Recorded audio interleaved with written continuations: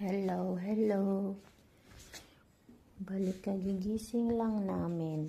Kagigising ko lang kasi tulog pa si Gigi. So karon kay tag-init naman. Ako ang bubuan ng akong mga tanom. Tanom nga naara diri sa sulod sa balay. Nya mga pananim ko ba na andito lang sa loob ng bahay. Bisbisan ko ng tubig. Meron akong maliit dito na takurit.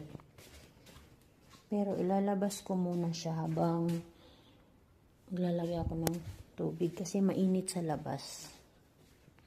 Mainit siya. Ayan. Ito may ano na siya oh. May tumubo na.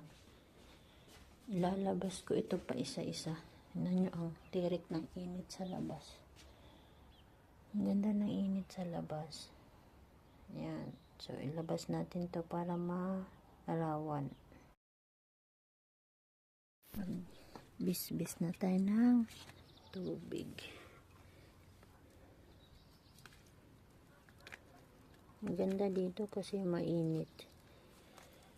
Mga sunflower ko to. Mga sunflower siya.